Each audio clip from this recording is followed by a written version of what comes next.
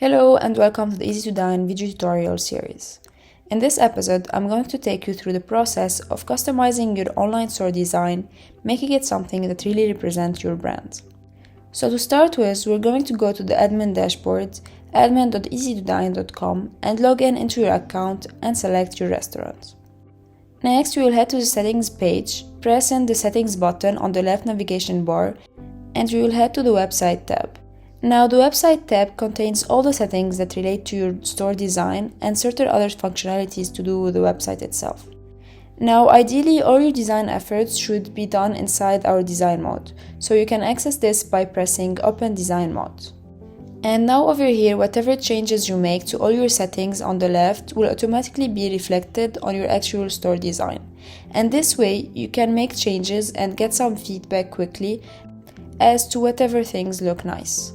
So I highly recommend you to do this on a PC or device with a big screen, because you want to be able to see how your website looks across all different devices and not just restricted to the actual size of the device that you're using right now.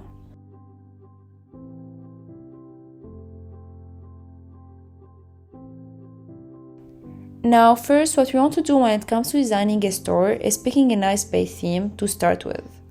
So on the left hand side, we will go to the theme section. Right now we have two themes, the light theme and the dark one.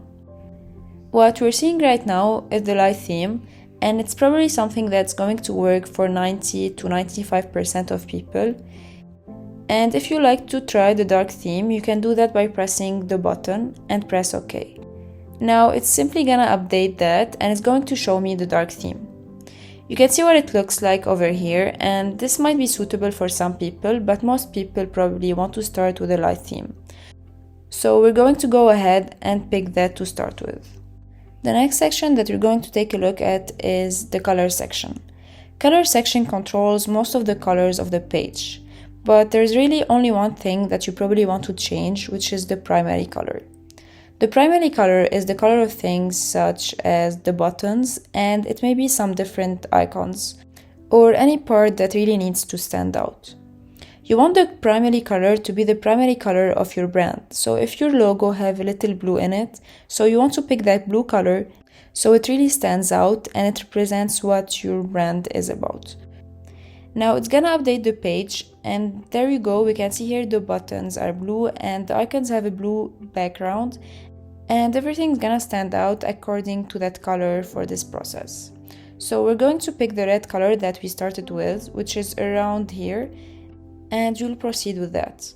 Now you can take a look and read what other colors do in their description below them, but for the most part you want to leave them as they are. So once we're done changing the base colors of the store, the next thing you're going to do is take a look at the store fonts. So I'll close the color section and I'll open the font section. Now there's two fonts you can customize, the heading font and the normal font. The heading font is pretty much any big title that needs to stand out on the page. So this little title up here, or any other important part, or the actual logo and the title of the dishes, is controlled by the heading font. And everything else is controlled with the normal font. So you can take a look at all the different fonts available by heading to the link over here. So fonts.google.com. And that's going to open up in a new tab, and Google provides a whole list of fonts you can pick from with a huge range of styles. So for instance, I want to pick the font Merriweather, which is quite nice. So I'll simply remember the name and I'll go now to the settings page.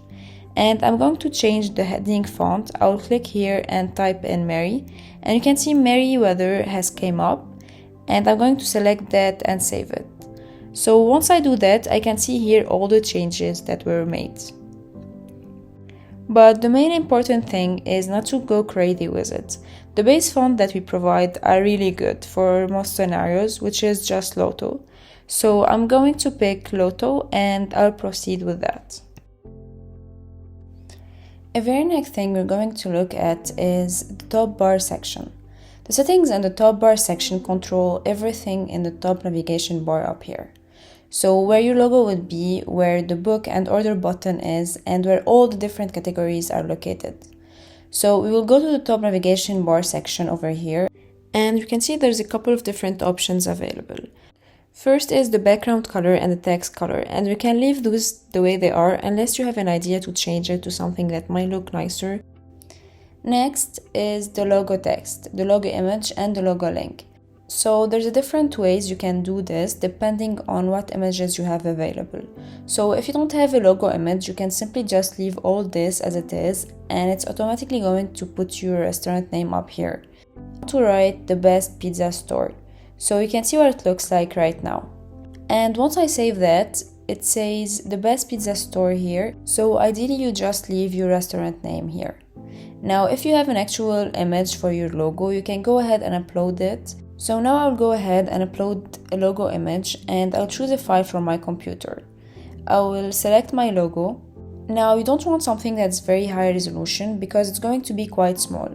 So an image probably no bigger than this is perfect. Now the logo text and the logo image are displayed side by side. So you can see since I've left the logo text on here, it has my image and it also has the text up here as well, which we really don't want. So what we're going to do is to actually hide this text. Now what you need to do is you need to delete all this. The logo text section, and just put a simple space, because if you leave it completely empty, by default it's going to show your restaurant name. So if I leave a simple space in here and I press save, then we will see that it appears and it looks a lot nicer. Now what you can do if you don't have an actual logo with your brand name on it, say you have the icon, then you can upload the icon, and in the text section you can type in your name. Last, what you want to look at is the logo link. Say you have a website and you want people to be able to go back to, and by default people normally go and press the logo with the expectation that it will take them to the home page. So when the customer comes and they click the logo here, it's going to take them back to whatever link you put in here. Next, we're going to take a look at the store header section. Store header is the big black background you can see here with the text on the top, and this is how it comes by default. Now this section is extremely important because it's the first thing your customer is going to see, and so it has to be something nice and give a good example. So to tweak the settings for the section, we'll close the navigation bar and we'll open the header section. We can see there is quite a bit available. Here I'll go through each of the settings that we have, and I'll give you a recommendation for how to create something that really looks nice with a minimal effort. First is the background color and the text color. You can leave this as it is because we're going to put an image on top of it. So to upload an image for the background, you need to upload an image using the header background image setting. Over here is a couple of recommendations, but most importantly the image has to have a high resolution and it has to be big because it's going to be stretched out across the whole top. You can see it up here, and if it's not a high quality image, it's going to show and it's not going to look very nice. So if you would like to start easily, you can pick from the stock images over here. Now if you do, you can see we have quite different images for quite few cuisines. If there's something you would like to see in here in a particular cuisine or type of image, you can let us know and we'll add it for you easily. Now to find your own images, you can check the website in which all these photos come from, which is Unsplash. So Unsplash is a good source of free usable images that you can add to your website. So say for instance I searched Chinese food, so you can see different choices and you can pick image from here. So if I want this one, for example, I'll just download it. And now I would like to use this tool to resize and compress the image. So because the images here are super high quality, you can use this tool that I recommend, which is this one. So if I visit our website, you can see it's a simple website and you can upload your image here. You can crop it and compress it correctly. So if you control the cropping of your image using these settings over here, and now we make it to be perfect for the header background image. And now after making all the changes, I will hit the upload button and upload it over here. And now for the purpose of this tutorial, I'm just gonna pick ready-made stock images. So I will hit stock image and I'll pick this pizza over here, and it looks quite nice, so I will go ahead and save that. Now once I save this, we will see the images stretch across the top nicely, and the store page already looks so much better at this point, but you're going to probably notice one problem, which is that the text on the top is really hard to read right now. So to solve this problem, we're going to use something called the header background image tint. So this will add a layer of color on top of your image, and if you use it correctly, whatever text you have, it will be more readable. So we'll give it a shot now, and we'll go to header background image tint setting. So I will select the color picker, and we're going to start by picking a black color, and we're gonna change the transparency. Now, if there is no transparency, then your entire background image is going to be covered. That's why we need to give it some transparency so the image is still visible. So now I'll go ahead and save the settings and see how it looks like.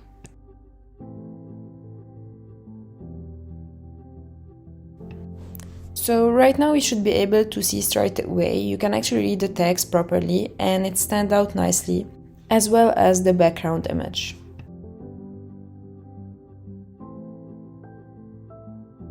Next, we're going to add the nice title and subtitle, which is controlled by the settings over here. So by default, the title is going to be your restaurant name, but you really want your restaurant tag name or brand tag name to stand out as well. So I will type it in, The Best Feeds Us.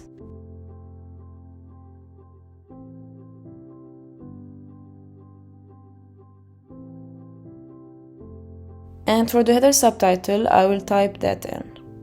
So now I will save it. Now you can see how much the page already looks better and complete. And if you would like to add your logo on the top of the title as well, which is possible by using the header logo image setting, and you can also add a link from the logo.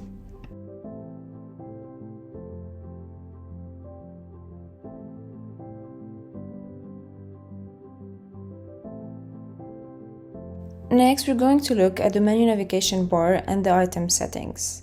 So we'll start with the menu navigation bar.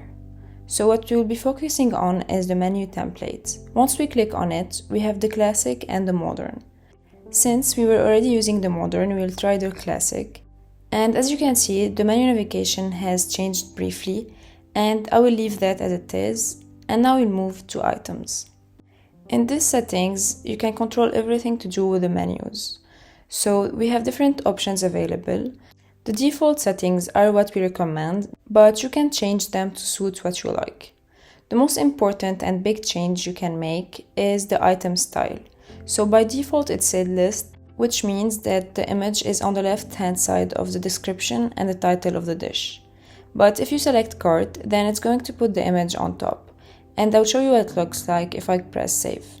Now take a look and see it look like this, but I really wouldn't recommend that. Mainly because customers will need to scroll more, and if not all your dishes have an image, it ends up taking so much space and it just look really weird. So the item style is much more forgiving. And then we have the item tag position. If you have item tags, by default they're going to be shown on top edge along the dishes, but if you want you can change that to inner bottom, and then it will be shown below the descriptions. And lastly, there's the hiding of items descriptions. If you check this, then your description is no longer going to be shown in this box, but it still shows on your actual dish pop-up and the customer can still see it. You can see I changed back the item style and I hid the description so it no longer shows. Now the menu looks much cleaner. And now if I go and place an order and select the dish, you will see the description showing here. So basically it's up to you if you want to leave it or not. Now I will change that setting and I'll proceed with this. Now if you want to change the colors of the background or the colors of these boxes, you have to go to the color settings. These settings are controlled by the background color and the box and pop-up background. So the background color is what you're seeing behind all these dishes, and the box and pop-up background is the color of the actual boxes where the dishes are. But the default settings once again suits the majority and you can leave it as it is now. The last major thing we're going to look at when designing your store is the store footer. So the footer is the bottom part of the page. Right now it's very blank. It just contains our powered by attribution. So we'll make this part a little nicer and tweak it a bit. First, I would recommend going all the way to the bottom and pick miscellaneous settings under the additional settings. Here we can add a contact form email. So once we add this email in, you will get a nice contact form that comes in at the bottom. So I'll put in our support email and then I'll save it. Then we'll take a look and you'll see it got this nice contact form come and it looks much nicer. So next I recommend adding your social media links. So you can see here the social media links section. There's a whole bunch of different social media links you can hear, and if you want to add something else that is not displayed, you can contact us and we will do it. So say for instance Facebook, you should put in the link to your page, but for now I'm just gonna put this random link and put it all the way here. Now we're gonna see in the bottom of the page we have our nice footer social media links over here, and this is a great way for customers just to find our social media profiles directly from this website. Now the actual design setting for this bottom part are controlled by the footer settings section over here. So we open up that, and as usual you can customize the background and the text color, and we can upload a background image same as the header, and we can also add an image tint, so the same as the header. Now it actually looks nice as it is with a simple color, but if you would like to do something else you can just do it.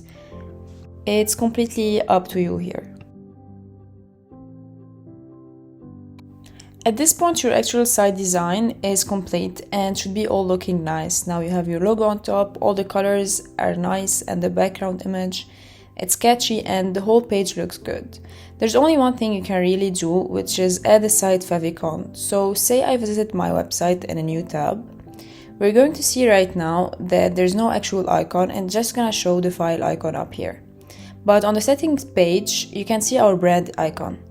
So the site favicon icon is used in many different devices, and it's very good to have your brand icon show up here.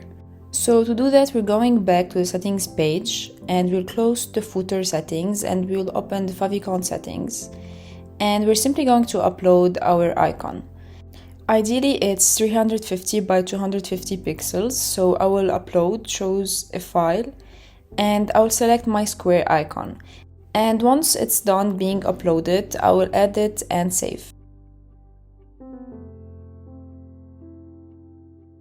And then we'll go back to the other tab, refresh the page, and you can see our icon come up here. And that includes the entire store design. At this point, there is no other things you can do other than tweak all the settings that we worked on. And as long as you're proud of the final design, you can just press save and start accepting orders.